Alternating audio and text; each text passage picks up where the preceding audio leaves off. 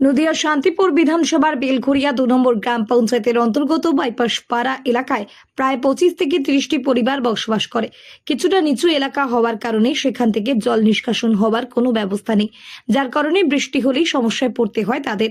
গতকাল সারা রাত ধরে বৃষ্টি হওয়ার কারণে জলমগ্ন হয়ে পড়েছে গোটা এলাকা। কোথাও এক মাঝে আবার কোথাও বুক সমান জল জমে রয়েছে। ঘরের মধ্যে জল তো ঢুকছে, এমনকি বিছানাও বর্তমানে জলের তলায়। এক মজা জল পেরিয়ে তাদের যাতায়াত করতে হচ্ছে। একদিকে পোকামাকড়ের ভয়, অন্যদিকে জল জমে থাকার কারণে শারীরিক অসুস্থতার সম্ভাবনা। স্থানীয়রা জানাচ্ছেন এই জল সম্পূর্ণ শুকাতে প্রায় 1 থেকে 1.5 মাস সময় লাগবে। ততদিন এই জলের মধ্যেই বসবাস করতে হবে তাদের। খবর পেয়ে এদিন ঘটনাস্থলে পরিদর্শনে আসেন বেলঘরিয়া ২ নম্বর পঞ্চায়েতের প্রধান ও উপপ্রধান। প্রতিটি পরিবারের হাতে প্রাথমিকভাবে কিছু খাবার এবং তিরপল তুলে দেন তারা। আশেপাশে আশ্বাস দেন আগামী দিনে তারা যাতে সুস্থভাবে এবং সঠিকভাবে বসবাস করতে পারেন সেই ব্যবস্থা নজর রাখা হবে।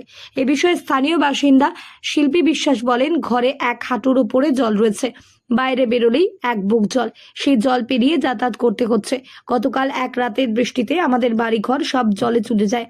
যেহেতু জল পাস হবার কোনো জায়গা নেই, সেই কারণেই সমস্যা পড়তে হচ্ছে আমাদের। পাশাপাশি পোকামাকড় এবং বিভিন্ন রোগের সম্ভাবনা থাকে।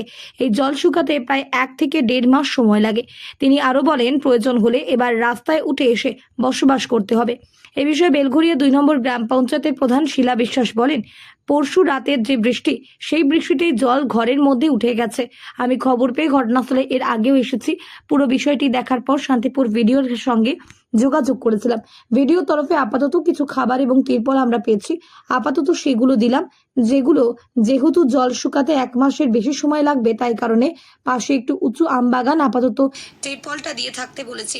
আমরা সব সময় খোঁজ খবর নেব যাতে তাদের কোনো অসুবিধা না হয়। বৃষ্টি হয়েছিল, বৃষ্টি জলে এখানে পড়তে পারি, প্রায় বন্যা হয়। হ্যাঁ, এখন কি পুরো ঘরে জল ঢুকে গেছে? হ্যাঁ, চোখের পরে জল, চৌকির উপরে জল। তাহলে এখন কিভাবে যাতায়াত করছেন? ওই জলের মধ্যে আসলাম, এই বুক সমান জল। এই তো তাহলে শরীর খারাপ হয়ে যাবে তো। আসলে খারাপ হচ্ছে তো। তাহলে থাকবেন কোথায় রাতে? চৌকির ওপর জল বলছেন। রাতে থাকুক কোথাও, দেখতে হবে থাকার জায়গায় করতে হবে। কি রাস্তায় থাকতে হবে? কোথাও থাকতে হবে রাত্রে। এই জায়গাটার নাম কি? ঘরে থাকা যাবে না। আচ্ছা, ঘুরালে বাইপাস পড়ে যে জলমগ্ন পরিবেশ। হ্যাঁ, আমরা সকালে যে এসে যে পরিস্থিতি দেখেছিলাম তার থেকে আরও বেশি আকারে জল জমে গেছে। এখানকার দুস্থর মানুষেরা আশ্রয়ের জন্য একটা উঁচু নিরাপদ জায়গায় গিয়ে তারা আশ্রয় গ্রহণ করছে। আমরা পঞ্চায়েতের থেকে, আমাদের তরফ থেকে আমরা এদেরকে কিছু তিরপল এবং খাওয়ার অন্ন দিয়েছি, যেমন চিড়ে এবং মুড়ি, গুড়, যে শুকনো খাবার। এবং আগামী দিনে আমরা এসে দেখব তারা সাধারণ মানুষ কেমন আছে, যাতে কোনো অসুবিধায় না পড়ে সেটা আমরা খেয়ালে রাখবো। পিডব্লিউ জায়গা তো, এখানে এই পিডব্লিউ জায়গা এবং নিচু জায়গা, যেখানে সামান্য জল হলে পরে এখানে জল জমে যায়।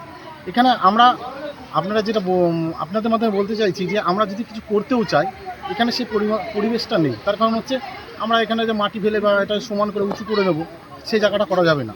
এখন পিডব্লিউর জায়গা, যখন তখন ওদের যে কোনো মুহূর্তে তারা ব্যবহার করতে পারে।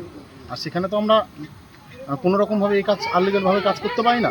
যাই হোক, আমরা এনাদেরকে একটা কথাই বলবো, যাতে এনাদের দ্বারাই একটা উঁচু জায়গায় যে বসবাস করে, যাতে বারবার জল না নামে, সেই জন্য এনাদেরকে আমরা পরামর্শ দিই। ঘরে জল উঠে গেছে। ঘরে পুরো জল উঠে গেছে? ঘরে জল উঠে গেছে। কতটুকু জল হবে? ঘরে এতটা জল হবে, মানে 1 হাঁটু। হ্যাঁ। আর বাইরে নেমে 1 মাচা প্রায়? হ্যাঁ, এতটা। বুক প্রায়? হ্যাঁ। আচ্ছা, কত? এক্ষুনি আসলাম এখান থেকে। তাহলে যাওয়া আসা কি করে করছেন? ভিজা কাপড় পরে যাওয়া আসা করছি। তাহলে ঘরের ভিতরে তো জল, তাহলে ভয় লাগছে না? ভয় লাগলে এখন আর কিছু করার নেই, যেতেই হবে। কালকের বৃষ্টিতে এটা হয়েছে? হ্যাঁ, কালকে রাত্রের বৃষ্টিতে হয়েছে। এখান থেকে জল পাস হওয়ার কোনো জায়গা নেই? না। হ্যাঁ, এই যে কালকে রাত 1টা থেকে বৃষ্টি, রাত 1টা থেকে বৃষ্টি, সেই বৃষ্টিতে সবার বাড়ি বাড়ি জল। সকালে আমি এসছি, এসে পরিবহন করে দেখি যে পরিস্থিতিটা খুব খারাপ।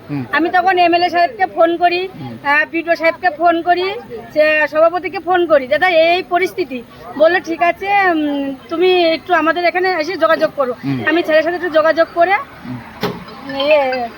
বিডিও স্যার আমাদের খাবার দিয়েছে, ত্রিপলও দিয়েছে, এদের মানে যাতে এদের কষ্ট না হয়, অসুবিধা না হয়, সেজন্য আমি এইটুকু জনগণের পাশে থেকে কাজটা করছি। মুড়ি চিড়ে গুড়, তিরপল কিছু দিয়েছে? তিরপলও দিয়েছে।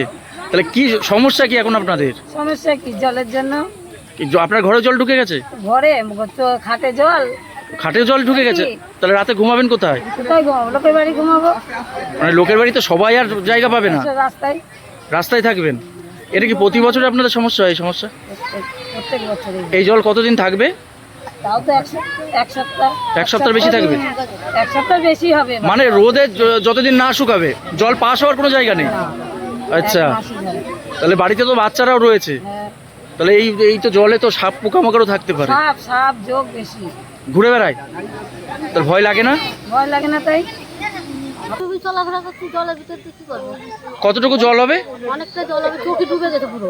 চৌকি ডুবে গেছে? হ্যাঁ, পুরো ডুবে গেছে। তাহলে রাতে থাকবেন কোথায়? থাকবো এখন কোথায়? এখন কি করে বলবো এখন কোথায় থাকবো? এখন কি নাম আপনার? অনেকটা বিশ্বাস। রান্না বাড়ি করতে পারছেন বাড়িতে? ওই রান্না করতে পারতেছি না এখন। তাহলে খাচ্ছেন কি? খাবো কি? এইভাবেই রয়েছি। মানে না খাওয়া প্রায়? হ্যাঁ, না খাওয়াই প্রায়। তাহলে কতদিন জল থাকবে এই জল? 1 মাস প্রায় থাকবে? হ্যাঁ, 1 মাস তো থাকবেই। আনন্দ সংবাদ। কোতুলপুর ও আশেপাশের এলাকার মানুষের জন্য সুখবর। রীতা দেবী হেলথ কেয়ারে এখন অভিজ্ঞ বিশেষজ্ঞ চিকিৎসক ও অত্যাধুনিক ডায়াগনস্টিক পরিষেবা আপনার হাতের নাগালে। রয়েছে ফ্রি হোম কালেকশন, দ্রুত রিপোর্ট এবং প্রবীণ নাগরিকদের জন্য বিশেষ ছাড়ের সুবিধা। আজই যোগাযোগ করুন 9242755278 অথবা 7384968896। রীতা দেবী হেলথ কেয়ার, স্থান পূর্বাশা নার্সারির উল্টো দিকে এবং কমলা রাইস মিলের সন্নিকট, কোতুলপুর। আপনার সুস্থতাই আমাদের একমাত্র সংকল্প।